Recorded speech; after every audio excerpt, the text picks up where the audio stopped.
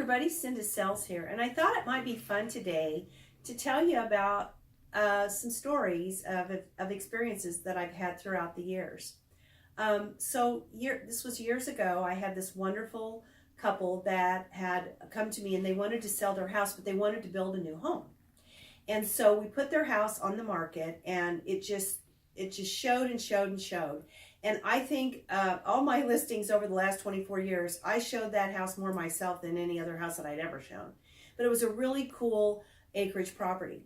So I bet I'd shown it 50 times and nobody had made an offer on it. And we couldn't figure out what was going on. What is going on with this house? Why isn't somebody making an offer? We had it priced right, but just different things. So they called me up. They were very discouraged. My clients were very discouraged, and they were like, we're just going to take the house off the market. Maybe the timing isn't right, or, just things aren't coming together. So I got to thinking about it, and I decided I needed to have a sit down with my clients. So I brought them into the office, and I brought them into my office, not at their home.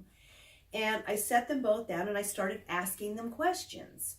And, I kept thinking in my mind, the person that asks the questions controls the conversation, right? So I first asked Mr. Seller, and he said, I really want to sell my house, but I just don't understand. It's just not working. And, you said we had it priced right, and we staged it, and it's beautiful, and we've done all these things. And I said, yeah, I know what you mean.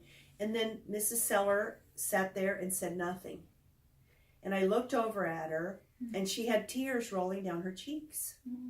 And I looked at her and I said, what's wrong? And she said, well, she goes, nothing seems to be working out right. She goes, we were so excited to build our house, but we're not selling our home. And you know what? I think I loved my house more than I thought I did, and I think I just want to stay. And I'm not kidding. You could hear a pin drop in there. Her husband's head whipped around. He looked at her like he didn't even know who she was, called out her name and said, honey, I can't even believe that you said this. I thought we were together on this. So long story short, we sat and we talked about taking another little bit of a tiny price reduction and to do some different things with the marketing, put it back. It never went down, but put it back up there with kind of a new strategy. And within 2 weeks, I sold that house myself.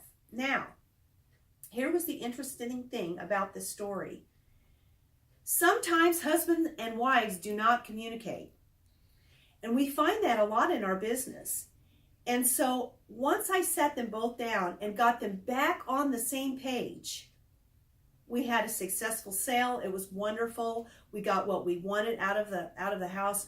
We got the people that bought them, the home, ended up being great friends. It was awesome. And then they built the home of their dreams.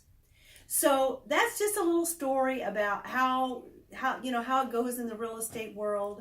And I hope you enjoyed that.